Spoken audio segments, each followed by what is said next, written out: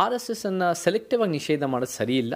ಇರೋಬರ ತಪ್ಪುಗಳು ಇರೋಬರ ಸಮಸ್ಯೆಗಳನ್ನು R S S ಮೇಲೆ ಹೇಳ್ತಾರೆ, ಆಮೇಲೆ ಆರ್ ಎಸ್ ಎಸ್ಸೇ ಕಾರಣ ಅಂತಾರೆ, ಅವನ್ನೇ ದೂಷಿಸ್ತಾರೆ. ಒಂದೇ ಸಂಸ್ಥೆ ಸಮಾಜದ ಎಲ್ಲ ಸಮಸ್ಯೆಗೂ ಕಾರಣ ಅಂತ ಬಿಂಬಿಸೋದಿರುತ್ತಲ್ಲ, ಅದು ನನಗೆ ಅದು ಪ್ರಜಾಪ್ರಭುತ್ವ ಸರಿಯಲ್ಲ. ನೀವು ಅವ್ರನ್ನ ಧ್ವಂಸ ಮಾಡಿ ಬಾಯಿ ಮುಚ್ಚಿಸೋದು ಅಂದರೆ ಎಲ್ಲ ಒಂದು ಕಡೆ ನಿಮಗೆ ವಿಚಾರದಲ್ಲಿ ಸೋಲ್ಸೋಕ್ಕಾಗಲ್ಲ, ನಿಮ್ಮ ಸಿದ್ಧಾಂತದ ಮೇಲೆ ನಿಮಗೆ ಗಟ್ಟಿತನ ಇಲ್ಲ ಅನ್ನೋದು ನಮಗೆ ಎದ್ದು ಕಾಣುತ್ತೆ. ನೀವು ಕಾಂಗ್ರೆಸ್ ನೋಡಿದಾಗ ಅವ್ರ ಪ್ರತಿಯೊಂದು ವ್ಯಕ್ತಿ ಯಾರನ್ನು ಗುರಿ ಇರ್ತಾರೆ ಅಂದರೆ ಯಾರು ಅಂದರೆ Sangh Parivar, R S S, B J P, Modi, ಇಷ್ಟಕ್ಕೆ ಅವ್ರ ಫೈಟು. ಯಾಕಂದರೆ ಅವ್ರ ಅಧಿಕಾರಕ್ಕೋಸ್ಕರ, ಅವ್ರದ್ದೇನೋ ಒಂದು ಉತ್ತಮ ಸಮಾಜ ಪರಿವರ್ತನೆಗೋಸ್ಕರ ಅಲ್ಲ. ಹಾಯಿ ಮುಚ್ಚಿಸಿದ್ರೆ ಅಥವಾ ನಿಷೇಧ ಮಾಡಿದ್ರೆ ಅಥವಾ ಎಲ್ಲೋ ಒಂದು ಕಡೆ ಅವರ ಅಸ್ತಿತ್ವನ ಕಿತ್ತಾಕಿದ್ರೆ ಅಧಿಕಾರ ಅಲ್ಲ ಈ ಮನುವಾದಿ ಕಾಂಗ್ರೆಸ್, ಅವರೇ ಒಂದು ರೀತಿ ಎಲ್ಲ ರೀತಿ ಆಟೋಕ್ರಾಟಿಕ್ ಆಗಿ ಅಥಾರಿಟಿಯನ್ನು ಅವರೇ ನಡೆಸ್ಬೋದು ಅನ್ನೋ ಒಂದು ಭ್ರಮೆ ಇರ್ಬೋದು. ವರ್ಷಗಳ ಕಳೆದಾದ ಮೇಲೆ ಈಗ ಕೆಲವರು ಹೇಳ್ತಾ ಇರೋದು ಏನಪ್ಪ ಅಂದರೆ, ಇಲ್ಲ ಆರ್ ಎಸ್ ಎಸ್ ಬ್ಯಾನ್ ಮಾಡಬೇಕು, ಆರ್ ಎಸ್ ಎಸ್ ಸರಿ ಇಲ್ಲ ಅನ್ನೋ ಒಂದು ಮಾತು. ನನಗೆ ಆರ್ ಎಸ್ ಎಸ್ 3 ಸಲ ಬ್ಯಾನ್ ಮಾಡಿದ್ದಾರೆ ಅಂತ ನಾನು ಓದಿರೋ ಪ್ರಕಾರ ಅದು ಗೋಡ್ಸೆ ಅವರು ಗಾಂಧಿನ ಕೊಂದದ ಮೇಲೆ ಅವರನ್ನು ಒಂದು ಬ್ಯಾನ್ ಆಯಿತು. ಮತ್ತು ಅದರ ನಂತರ 2 ಸಲ ಬ್ಯಾನ್ ಆಗಿದೆ. 1992ರಲ್ಲೂ ಕೂಡ ರಾಮ ಜನ್ಮಭೂಮಿ ವಿಚಾರದಲ್ಲೂ ಬ್ಯಾನ್ ಆಗಿದೆ ಅಂತ ಈ ಥರದ 3 ಸಲ. ಬಟ್ ನಾನು ಬ್ಯಾನ್ ಕಲ್ಚರ್ನ ಅಷ್ಟೊಂದು ಒಪ್ಪೋನಲ್ಲ. ನಾನು ಹೇಗೆ ನೋಡ್ತೀನಿ ಅಂದರೆ, ಆರ್ ಎಸ್ ಎಸ್ ಸಿದ್ಧಾಂತ ಅವ್ರು ಏನಾದರೂ, ಆರ್ ಎಸ್ ಎಸ್ ಒಂದೇ ಅಲ್ಲ, ಪಿ ಎಫ್ ಐ ಅಂತಲೂ ನಾನು ಬ್ಯಾನ್ ಸಪೋರ್ಟ್ ಮಾಡಲಿಲ್ಲ. ಅವರನ್ನು ಯಾರಾದರೂ ಅದರಲ್ಲಿ ಕಾನೂನು ಬಾಹಿರ ಚಟುವಟಿಕೆ ಮಾಡಿದ್ರೆ ಅವ್ರ ಮೇಲೆ ಕ್ರಮ ತಗೊಳ್ಳಿ. ಬಟ್ ಅವರನ್ನು ನಿಮ್ಮ ವಿರುದ್ಧ ನಿಂತ್ಕೊತಾರೆ ಅಥವಾ ಅಧಿಕಾರದಲ್ಲಿರೋರ ವಿರುದ್ಧ ನಿಂತ್ಕೊಂಡಿದ್ದ ತಕ್ಷಣ ಅಥವಾ ಆಳುವ ಶಕ್ತಿಗಳ ವಿರುದ್ಧ ನಿಂತ್ಕೊಂಡಿದ್ದ ತಕ್ಷಣ ಸೈದ್ಧಾಂತಿಕವಾಗಿ ಅವ್ರ ಮೇಲೆ ಬ್ರಹ್ಮಾಸ್ತ್ರ ಬಿಟ್ಟು ಅವರನ್ನು ಒಂದು ರೀತಿ ನಿಷೇಧ ಮಾಡೋದಿರುತ್ತಲ್ಲ, ಇದು ನನ್ನ ಕಣ್ಣಲ್ಲಿ ಇದು ಒಂದು ಅಭಿವ್ಯಕ್ತಿ ಸ್ವಾತಂತ್ರ್ಯದ ಉಲ್ಲಂಘನೆ, ಇದು ಒಂದು ಅಧಿಕಾರದ ದುರುಪಯೋಗ, ಇದು ಒಂದು ಅವರ ಒಂದು ಆರ್ಟಿಕಲ್ 19ನ right to assemble, right to ಎಕ್ಸ್ಪ್ರೆಷನನ್ನು ಅವರನ್ನು ಕಸ್ಕೊತಿರೋ ಒಂದು ಉದ್ದೇಶ. ಸೊ ನನಗೆ ನಿಷೇಧ ಸಂಸ್ಕೃತಿ ಅದು ಒಂದು, ಫಾರ್ ಎಕ್ಸಾಂಪಲ್ ಅದು ಪುಸ್ತಕಗಳ ನಿಷೇಧ ಮಾಡೋದು. ನಿಮಗೆ ಒಂದು ಉತ್ತಮ ಪುಸ್ತಕ ಇದ್ದರೆ ಅವನೇನು ನಿಷೇಧ ಮಾಡಿ, ನೀವೊಂದು ಬರೀರಿ, ನೀವೊಂದು ಬರೆದು ನೀವೊಂದು ಇಡೀ ಜನರ ಮುಂದೆ. ಸಿನಿಮಾ ಬ್ಯಾನ್ಗಳು, ಇವರೇನೋ ಯಾರು ಬಲವಂತ ಮಾಡಿ ಯಾರಿಗೂ ಸಿನಿಮಾ ತೋರ್ಸೋಕ್ಕಾಗಲ್ಲ. ನಿಮ್ಗೆ ಇಷ್ಟ ಇದ್ದರೆ ಹೋಗ್ತಾರೆ, ಇಷ್ಟ ಇಲ್ಲದೆ ಬಿಡ್ತಾರೆ. ಅವ್ರಿಗೆ ನಿಮ್ಗೆ ಇಷ್ಟ ಇಲ್ಲದೆ ನೀವೊಂದು ಸಿನಿಮಾ ಮಾಡಿ, ನಿಮ್ಗೆ ಇಷ್ಟ ಇರೋದು. ಬ್ಯಾನಿಂಗ್ ಕಲ್ಚರ್ ಅಷ್ಟೇ. ಅಥವಾ even for example liquor ban ಕೂಡ ಅಲ್ಲಿ ಬೇರೆದಲ್ಲಿ ಬಿಹಾರ ಇವಾಗ ಚುನಾವಣೆ ನಡೀತಾ ಇದೆ, ಅಲ್ಲೂ ಕೂಡ ಮತ್ತು ಇದರಲ್ಲೂ ಕೂಡ ಗುಜರಾತ್ನಲ್ಲಿ ಲಿಕ್ಕರ್ ಬ್ಯಾನು ಕೂಡ ಅದು ಯಾವತ್ತು ಬೇರೆ ಬೇರೆ ಸಮಸ್ಯೆಗಳು ಬರುತ್ತೆ ಅದರಿಂದ. ಸೊ ಅದು ಕೂಡ ನಮಗೆ ಈ ban culture R S S ನಿಷೇಧ ಮಾಡೋಕ್ಕೆ ಸಾರ್ವಜನಿಕ ಸ್ಥಳದಲ್ಲಿ ನನಗೇನು ಕಾಣಿಸುತ್ತೆ ಅಂದರೆ, ಒಂದು ಸೆಲೆಕ್ಟಿವ್ ಟಾರ್ಗೆಟ್ ಮಾಡಿ ನಿಮ್ಮ ಸೈದ್ಧಾಂತಿಕ ವಿರೋಧಿಗಳನ್ನೇ ಗುರುತಿಸಿ ಅವರ ಮೇಲೆ ಕ್ರಮ ತಗೊಳ್ಳೋದು. ಇವ್ರ ಈ ಒಂದು ಮದ್ಯಪಂಥ ಇದೆಯಲ್ಲ, ಇವ್ರು ಹೆಂಗೆ ನೋಡ್ತಾರೆ ಅಂದರೆ, ಇರೋಬರ ತಪ್ಪುಗಳು ಇರೋಬರ ಸಮಸ್ಯೆಗಳನ್ನು ಆರ್ ಎಸ್ ಎಸ್ ಮೇಲೆ ಹೇಳ್ತಾರೆ, ಆಮೇಲೆ ಆರ್ ಎಸ್ ಎಸ್ಸೇ ಕಾರಣ ಅಂತಾರೆ, ಅವನ್ನೇ ದೂಷಿಸ್ತಾರೆ. ನಾನು ಹಂಗೆ ನೋಡಲ್ಲ. ನಾನು ಇನ್ನೂ ಸೂಕ್ಷ್ಮವಾಗಿ ನೋಡ್ತೀನಿ. ನನ್ನ ವ್ಯವಸ್ಥೆನೇ ಅನ್ಯಾಯವಾಗಿದೆ. ಕೆಲವು ವಿಚಾರಗಳಲ್ಲಿ ಆರ್ ಎಸ್ ಎಸ್ ಸರಿ ಹೇಳಿರ್ಬೋದು, ಎಷ್ಟೋ ವಿಚಾರಗಳು ಅವರು ಸೈದ್ಧಾಂತಿಕವಾಗಿ ಅವ್ರ ದೃಷ್ಟಿನ ಹೇಳಿರ್ತಾರೆ. ಬಟ್ ನನಗೆ ಅದು ಸರಿ ಕಾಣಲ್ಲ. ಅದು ಒಂದು ಸಮಾಜ, ನಾನು ನೋಡೋದು ಸಮಾಜ ದೃಷ್ಟಿನಲ್ಲಿ. ಸೊ ಆರ್ ಎಸ್ ಎಸ್ಸನ್ನು ಸೆಲೆಕ್ಟಿವ್ ಆಗಿ ನಿಷೇಧ ಮಾಡೋದು ಸರಿ ಇಲ್ಲ. ಅದು ಸಾರ್ವಜನಿಕ ಸ್ಥಳದಲ್ಲಿ ನೀವೊಂದು ಯಾವುದೇ ಒಂದು ಸಂಸ್ಥೆಗೆ ಒಂದು ಓವರಾಲ್ ಎಲ್ಲನೂ ಗುರುತಿಸಿ ಅದರ ಅಡಿಯಲ್ಲಿ ಆರ್ ಎಸ್ ಎಸ್ಸು ಬಂತು ಅಂದರೆ ಇಟ್ಸ್ ಡಿಫ್ರೆಂಟ್. ಬಟ್ ನೀವು ಸೆಲೆಕ್ಟಿವ್ ಆಗಿ ಒಂದೇ ಸಂಸ್ಥೆ ಸಮಾಜದ ಎಲ್ಲ ಸಮಸ್ಯೆಗೂ ಕಾರಣ ಅಂತ ಬಿಂಬಿಸೋದಿರುತ್ತಲ್ಲ, ಅದು ನನಗೆ ಅದು ಪ್ರಜಾಪ್ರಭುತ್ವ ಸರಿಯಲ್ಲ. ನಾವೇನು ಮಾಡಬೇಕು ಅಂದರೆ, ವಿಚಾರದಲ್ಲಿ ಒಬ್ಬರೊಬ್ಬರಿಗೆ ಯಾರು ಉತ್ತಮ ವಿಚಾರ, ಯಾರು ಜನಪರವಾದ ವಿಚಾರ, ಯಾರು ಜನರ ಜೀವನಕ್ಕೆ ಒಳ್ಳೆಯದಾಗುತ್ತೋ, ಯಾರು ಸಂವಿಧಾನ ಎತ್ತಿ ಹಿಡಿತಾರೋ ಅವರೇ ಜನ ಸ್ಪಂದಿಸ್ತಾರೆ ಹೊರತು ನೀವು ಅವ್ರನ್ನ ಧ್ವಂಸ ಮಾಡಿ ಬಾಯಿ ಮುಚ್ಚಿಸೋದು ಅಂದರೆ ಎಲ್ಲ ಒಂದು ಕಡೆ ನಿಮಗೆ ವಿಚಾರದಲ್ಲಿ ಸೋಲ್ಸೋಕ್ಕಾಗಲ್ಲ, ನಿಮ್ಮ ಸಿದ್ಧಾಂತದ ಮೇಲೆ ನಿಮಗೆ ಗಟ್ಟಿತನ ಇಲ್ಲ ಅನ್ನೋದು ನಮಗೆ ಎದ್ದು ಕಾಣುತ್ತೆ. ಸರ್, ಅದ್ರ ಜೊತೆಗೆ ಇನ್ನೊಂದು ಏನಪ್ಪ ಅಂದರೆ, ಈಗ ಆರ್ ಎಸ್ ಎಸ್ ಅಂದರೆ ಒಂಥರ ಬಿ ಜೆ ಪಿ, ಕಾಂಗ್ರೆಸ್ ಅಂದರೆ ಅದರ ಅಪೋಸಿಟು ಅನ್ನೋ ಥರ ಏನಾದ್ರು ಕಾಣಿಸುತ್ತೆ ನಿಮಗೆ? ಆರ್ ಎಸ್ ಎಸ್ ಅನ್ನೋದು ಬಿ ಜೆ ಪಿ ಅನ್ನೋದಕ್ಕಿಂತ ಆರ್ ಎಸ್ ಎಸ್ ಒಂದು ಸೋಷಿಯೋ ಕಲ್ಚರಲ್ ಪೊಲಿಟಿಕಲ್ ಆರ್ಗನೈಸೇಷನ್ 1925ನ ಶುರುವಾಯಿತು. ಅದು ಒಂದು ಸಂಸ್ಥೆಯಾಗಿ ಶುರುವಾಯಿತು. ಅದರ ನಂತರ 1980ನಲ್ಲಿ 1980ರಲ್ಲಿ ಆವಾಗ ಬಿ ಜೆ ಪಿ ಕಾರ್ಯರೂಪಕ್ಕೆ ಬಂತು. ಅದಕ್ಕೆ ಮುಂಚೆ ಜನಸಂಘು ಇದು ಬೇರೆ, ಶ್ಯಾಮ್ ಪ್ರಸಾದ್ ಮುಖರ್ಜಿ ಈ ಥರರೆಲ್ಲ ಇದ್ದರು 50ಸ್ನಲ್ಲಿ.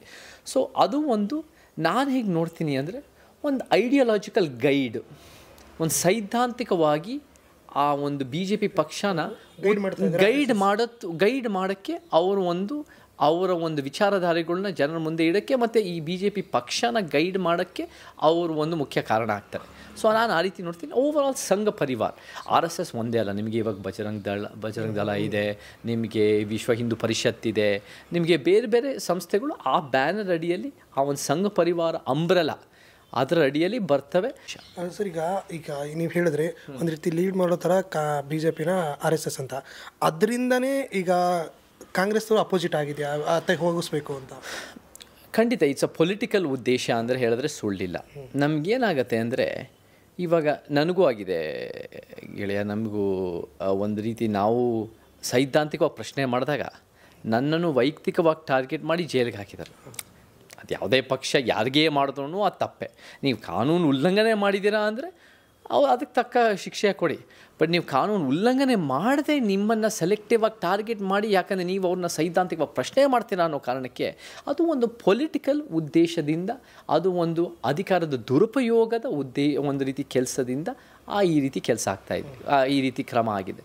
ಸೊ ನನ್ನ ಕಣ್ಣಲ್ಲಿ RSS ಅವರು ಸೈದ್ಧಾಂತಿಕವಾಗಿ ಕಾಂಗ್ರೆಸ್ಸಿನ ಮನುವಾದನ ಸೈದ್ಧಾಂತಿಕವಾಗಿ ಪ್ರಶ್ನೆ ಮಾಡಿದಾಗ ಅವರು ನೋಡೋ ದೃಷ್ಟಿ ಬೇರೆ. ನಾವು ಅದನ್ನು ಕಾಂಗ್ರೆಸ್ಸಿನ ಮನುವಾದ ಅಂತ ನೋಡ್ತೀವಿ, ಅವರು ಅದನ್ನು ಬೇರೆ ದೃಷ್ಟಿನ, ಅದು ಒಂದು ಧಾರ್ಮಿಕ ಅಲ್ಪಸಂಖ್ಯಾತಕ್ಕೆ ಸಂಬಂಧಪಟ್ಟದ್ದಿರ್ಬೋದು, ಅಥವಾ ಅವರಿಗೆ ಅವ್ರ ದೃಷ್ಟಿನಲ್ಲಿ ನ್ಯಾಯ ಏನು ಸಿಗ್ತಾ ಇಲ್ಲ ಅನ್ನೋದಿರ್ಬೋದು, ಹಿಂದೂ ರಾಷ್ಟ್ರದ ಪರಿಕಲ್ಪನೆ ನೋಡ್ತಾರೆ, ಅದು ಬಲಪಂಥಿ. ಬಟ್ ಏನೇ ಇದ್ರೂ ಕೂಡ ಅವರು ಆ ದೃಷ್ಟಿನಲ್ಲಿ ನೋಡಿದಾಗ ನಿಮಗೆ ಈ ಯಥಾಸ್ಥಿತಿ ಆಳುವ ಶಕ್ತಿಗಳು, ಆಳುವ ವ್ಯಕ್ತಿಗಳು, ಆಳುವ ಶಕ್ತಿಗಳು ಇವರು ಎಲ್ಲೋ ಒಂದು ಕಡೆ ನಮ್ಮನ್ನೇ ಪ್ರಶ್ನೆ ಮಾಡ್ತಾರೆ ಅಂದಾಗ ಅವರ ಮೇಲೆ ಅಸ್ತ್ರ ಬಿಡೋದು ನಾವು ನೋಡ್ತಾ ಇದ್ವಿ, ಬ್ರಹ್ಮಾಸ್ತ್ರ ಬಿಡೋದು. ನಮಗೇನಾಗತ್ತೆ ಅಂದರೆ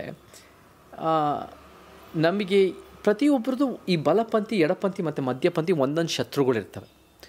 ಇವಾಗ ನಮಗೆ ಎಡಪಂಥಿಯನ್ನು ನೋಡಿ, ಎಡಪಂಥಿ ಕಮ್ಯುನಿಸ್ಟ್ಗೆ ಬಂಡವಾಳಶಾಹಿ ವ್ಯವಸ್ಥೆ ಶತ್ರು. ಸೊ ಅವರನ್ನು ನಾವು ಕೂಡ ಆರ್ಥಿಕವಾಗಿ ಎಲ್ಲೋ ಒಂದು ಕಡೆ ಇದಿದ್ದಾಗ ನಾವು ಅದನ್ನು ಪ್ರಶ್ನೆ ಮಾಡ್ತೀವಿ.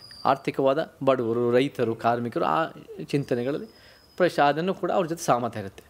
ಬಲಪಂಥಿಯವರು ಏನು ಮಾಡ್ತಾರೆ, RSS ಮತ್ತು ಸಂಘ ಪರಿವಾರ, ಅವರು ಒಂದು ರೀತಿ ಅವರ ಹಿಂದುತ್ವದ ಪರಿಕಲ್ಪನೆಯಲ್ಲಿ ಧಾರ್ಮಿಕ ಅಲ್ಪಸಂಖ್ಯಾತರನ್ನ ಒಂದು ಸ್ವಲ್ಪ ಬಲಿಪಶು ಮಾಡ್ತಾರೆ. ನಾವೇನು ನೋಡ್ತೀವಿ ಅಂದರೆ ಕೆಲವು ಇಶ್ಯೂಗಳಲ್ಲಿ ವಕ್ಫ್ ತಿದ್ದುಪಡಿ ಆಗಿರ್ಬೋದು, ಯೂನಿಫಾರ್ಮ್ ಸಿವಿಲ್ ಕೋಡ್ ಆಗಿರ್ಬೋದು, ಎಷ್ಟೋ ಕೆಲವು ವಿಚಾರಗಳಲ್ಲಿ ನಮಗೂ ಕೂಡ ಸಹಮತ ಇರುತ್ತೆ. ಸೊ ನಾವು ಕೂಡ ಇಲ್ಲಪ್ಪ ಅದು ನಿಜವಲ್ಲೂ ಅದು ವಕ್ಫ್ ತಿದ್ದುಪಡಿಯಿಂದ ಉದಾಹರಣೆ ತೊಗೊಂಡ್ರೆ ಅದು ಬರೀ ಪ್ರಜಾಪ್ರಭುತ್ವಕ್ಕೆ ಅಷ್ಟೇ ಅಲ್ಲ ಒಳ್ಳೆಯದು, ಅದು ಮುಸಲ್ಮಾನರಿಗೂ ಕೂಡ ಒಳ್ಳೆಯದು ಅನ್ನೋದು ಅದು ನಮ್ಮ ವಾದ ಇದೆ.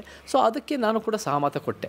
ಬಟ್ ಈ ಒಂದು ಮಧ್ಯಪಂಥ ಇರುತ್ತಲ್ಲ, ಈ ಒಂದು ಯಥಾಸ್ಥಿತಿ ಗಾಂಧಿವಾದ, ಮನುವಾದ, ಈ ಕಾಂಗ್ರೆಸ್, ಈ ಥರ JDS, JDU, AP, ಈ ಥರ ಪಕ್ಷಗಳಿಗೆ ಏನಾಗುತ್ತೆ ಅಂದರೆ ಅಧಿಕಾರನೇ ಗುರಿ.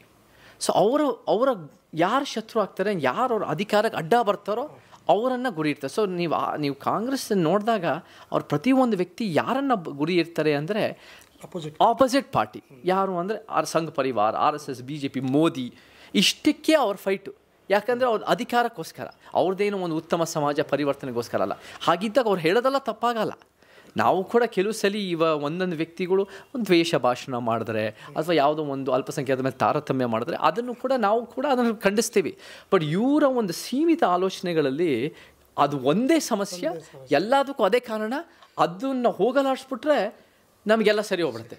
ಅದು ಒಂದು ಸೀಮಿತವಾದ ದೋಷಪೂರಿತವಾದ ವಿಚಾರ ಅಂತ, ಲಾಜಿಕ್ ಅಂತ ಹೇಳಿದ್ರೆ ಸುಳ್ಳಿಲ್ಲ. ಸೊ ಆ ಕಾರಣಕ್ಕೆ ಇವರನ್ನು ಎಲ್ಲೋ ಒಂದು ಕಡೆ ಬಾಯಿ ಮುಚ್ಚಿಸಿದ್ರೆ ಅಥವಾ ನಿಷೇಧ ಮಾಡಿದ್ರೆ ಅಥವಾ ಎಲ್ಲೋ ಒಂದು ಕಡೆ ಅವರ ಅಸ್ತಿತ್ವನ ಕಿತ್ತಾಕಿದ್ರೆ ಅಧಿಕಾರ ಅಲ್ಲ, ಈ ಮನುವಾದಿ ಕಾಂಗ್ರೆಸ್ ಅವರೇ ಒಂದು ರೀತಿ ಎಲ್ಲ ರೀತಿ ಆಟೋಕ್ರಾಟಿಕ್ ಆಗಿ ಅಥಾರಿಟಿಯನ್ನು ಅವರೇ ನಡೆಸ್ಬೋದು ಅನ್ನೋ ಒಂದು ಭ್ರಮೆ ಇರ್ಬೋದು.